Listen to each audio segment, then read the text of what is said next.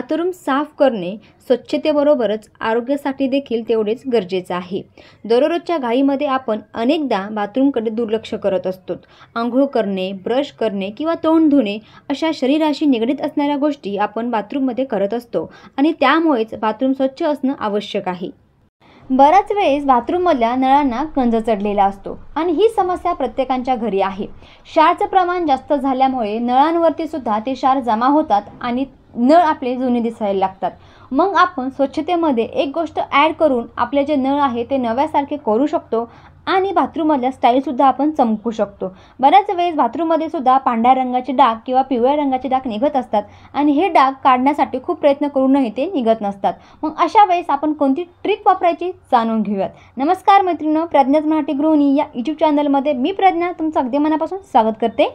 मैत्रिणींनो, बाथरूमचे क्लिनिंग करण्यासाठी आणि नळ हे नव्यासारखे चमकण्यासाठी आपल्याला एक सोल्युशन तयार करायचं आहे आणि ह्या सोल्युशननी तुम्ही तुमचे बाथरूममधले नळ आणि स्टाईल दोन्हीसुद्धा चकचकीत आणि नव्यासारखे करू शकतात। सोल्युशन तयार करण्यासाठी इथे मी घेतलेलं आहे गरम पाणी। गरम पाणी हे खारट पाण्याचे डाग काढण्यासाठी मदत करत असतात। त्यामध्ये 2 ते 3 चमचे डिशवॉश टाकलेला आहे। डिशवॉश हा पूर्णपणे ऑप्शनल आहे।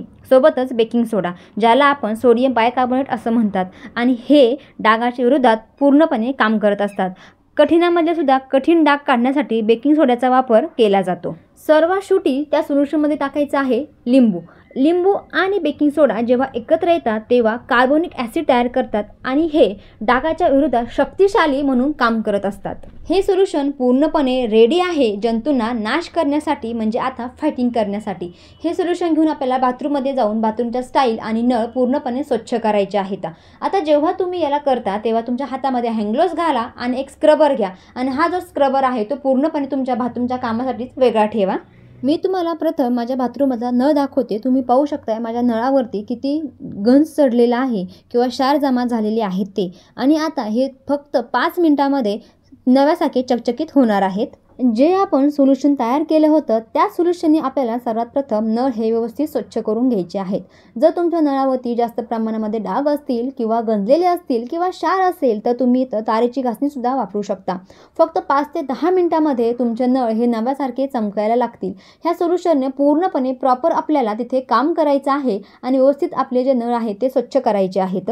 नळ हे पूर्णपणे स्वच्छ झाल्याच्या नंतर बाथरूममधल्या स्टाईलच्या स्वच्छतेकडे वळायचं आहे। जे सोल्युशन उरलेलं आहे त्या सोल्युशनसोबत आपल्याला स्टाईलसुद्धा स्वच्छ करायचे आहे। तुमच्या कितीही प्रमाणामध्ये स्टाईलवरती डाग पडलेले असू द्या किंवा पिवळे डाग असू द्या, हे चुटकीशी सुटणार आहेत।